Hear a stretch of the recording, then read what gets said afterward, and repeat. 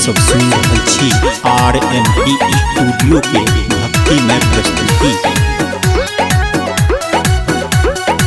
RMP अपन लोक अपन गीत। बम भोला शिव शंभु कैलाशी किया बैसल छी कैलाश में।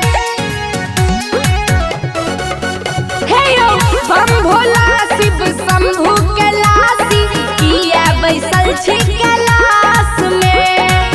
अर्जी हमर सुनिय महादेव, अर्जी हमर सुनिय महादेव, आबू हमरा निवास में।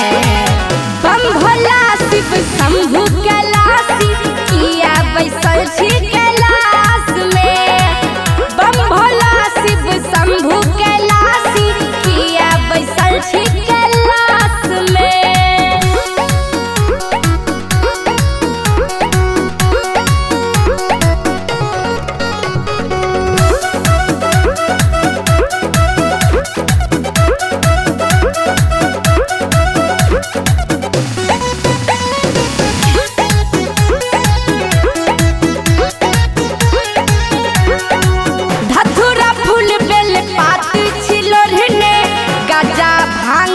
पीस कर रखने धतूरा फूल बेल पाती छिलोढ़ने, गजा भांग पीस कर रखने।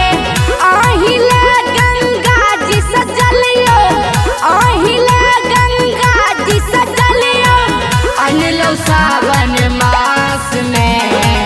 बम भोला शिव शंभु कैलाशी किया बैसल छी कैलाश में।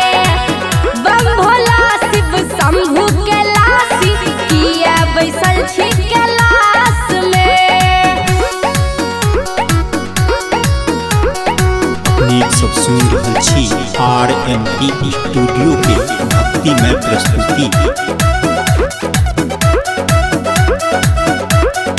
RMP अपन लोक अपन गीत।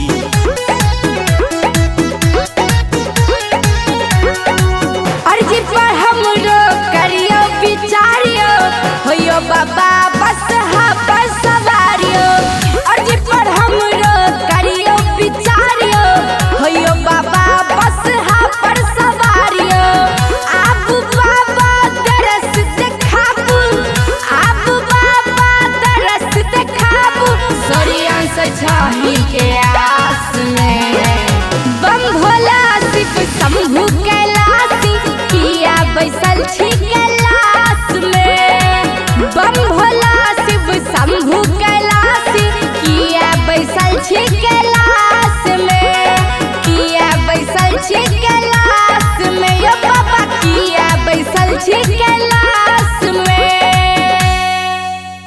RMP स्टूडियो के लाल बटन दबाकर सब्सक्राइब करी, संग ही बेल आइकन के दबानाई नहीं बिसरी, ताकि अपने सबक समक्ष नव प्रस्तुति अभित रहे।